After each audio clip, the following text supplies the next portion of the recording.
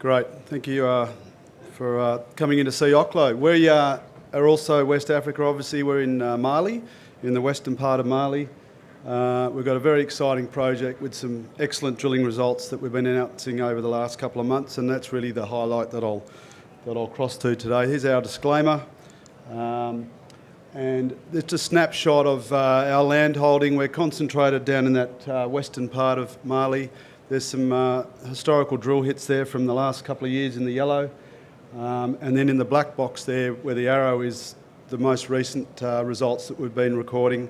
And highlights there of sort of 47 metres at almost 11 grams.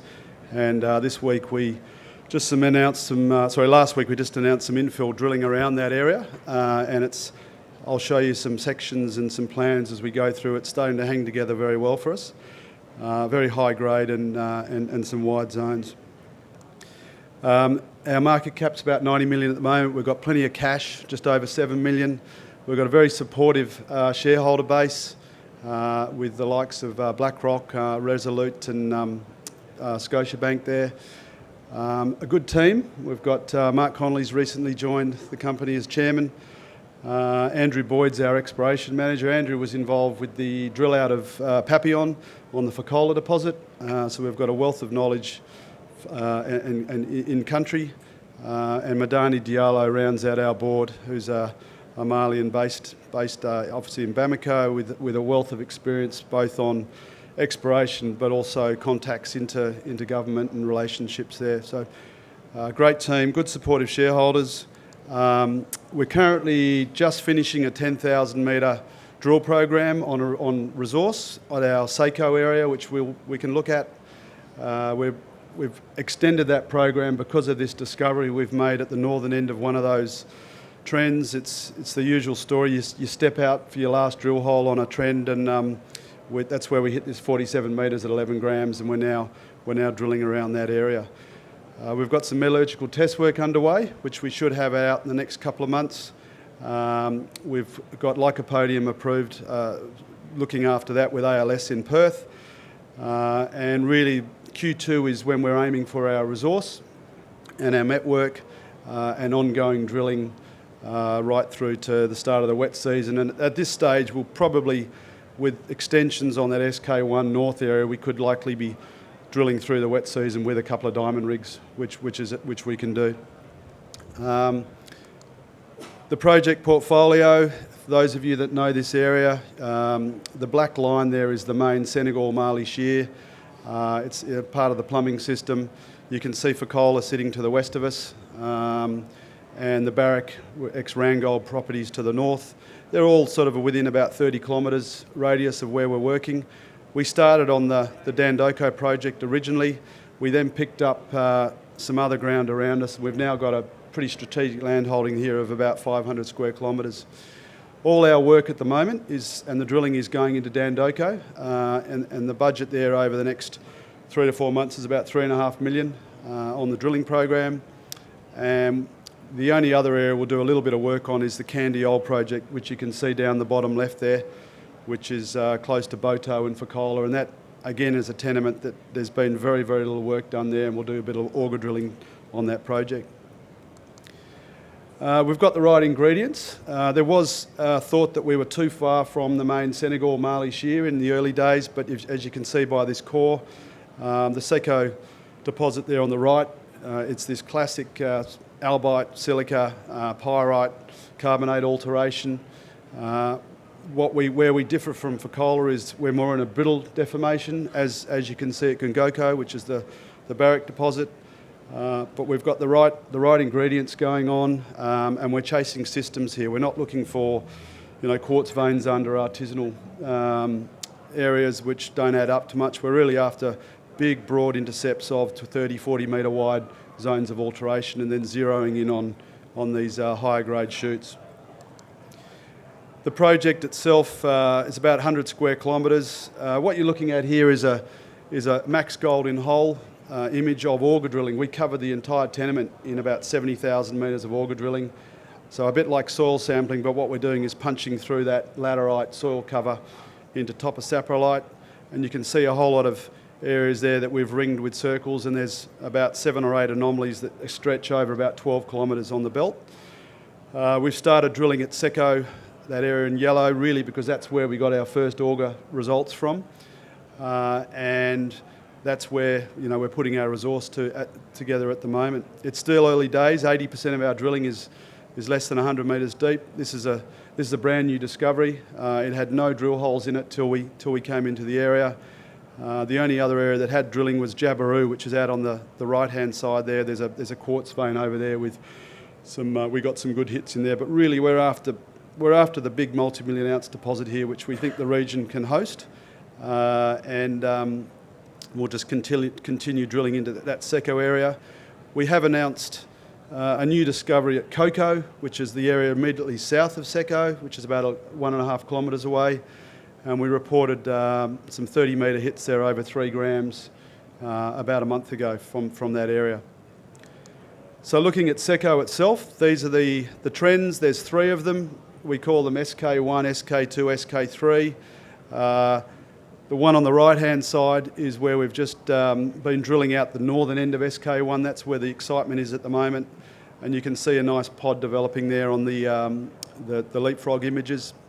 It's about 1 kilometre long, SK1. Very deep weathering profile here. We've got sort of 100 to 120 metres of deep weathering, and we've got gold on that kilometre zone all up in the saprolite.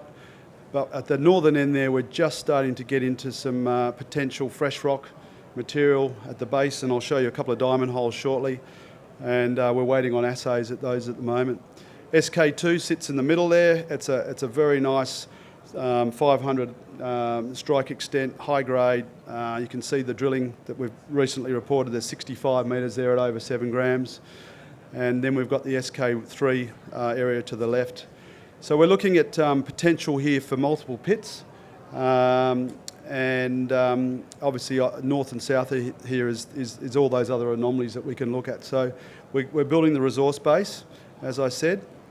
If we have a look at a section through the recent discovery, you can see a nice coherent pod of mineralisation.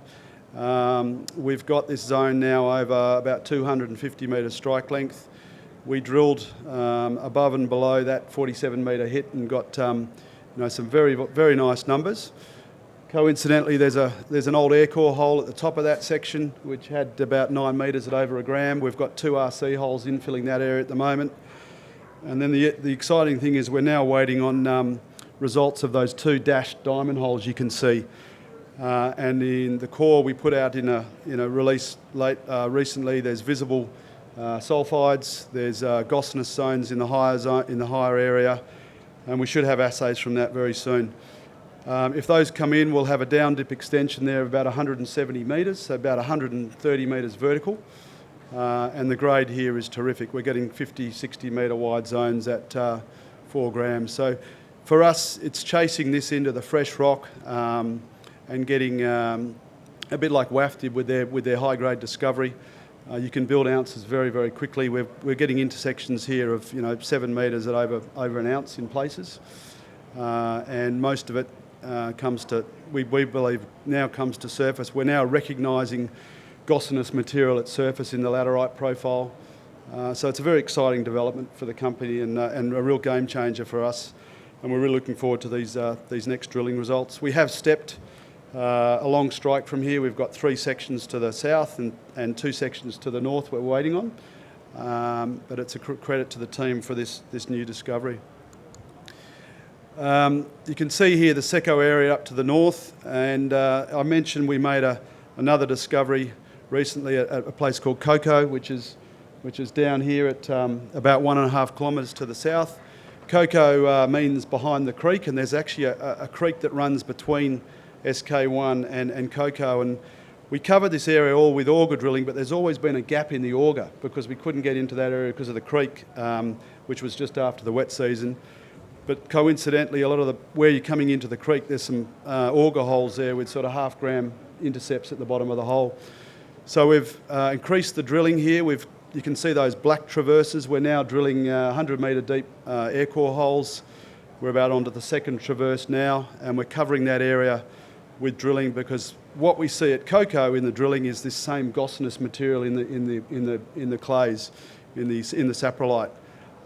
So we're drilling that at the moment, and moving forward, we're going to have news flow wise, we're going to have a lot of more drilling from SK1 North. We've got deeper drilling from the other two areas where we're building out the resource, and then we'll have this other drilling, this reconnaissance drilling from the Cocoa area. Metallurgy, it looks good at the moment. We did some initial bottle roll versus fire assay. We're getting up, plus 90% both in fresh rock and oxide. But I did mention we're now doing some more systematic work with lycopodium and ALS, and we should have some met work out in the next month or so. But typically in this region, Fekola and the Barrick deposits are all plus 90%. So we don't see any red flags at this stage on the met work, and we'll continue to do work there. And really summing up, we've had a great 2018, 2019. It's been, as I said, it's been a brand new discovery.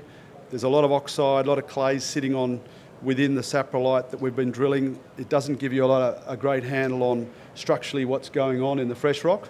And the exciting thing is now, as we now move towards our resource in Q2, is that we're getting onto some pretty exciting things at the end of SK1 North, which is great. We're aiming for a quality resource of plus 2 grams, where we'd rather have less ounces and a quality, show people pits around these things that they hang together, that's robust, and it'll be probably in 2 or 3 areas in pits. As I said, we've got a quality management team. We've got a large land holding there, and we're really looking forward to reporting more results to the market over the next couple of months.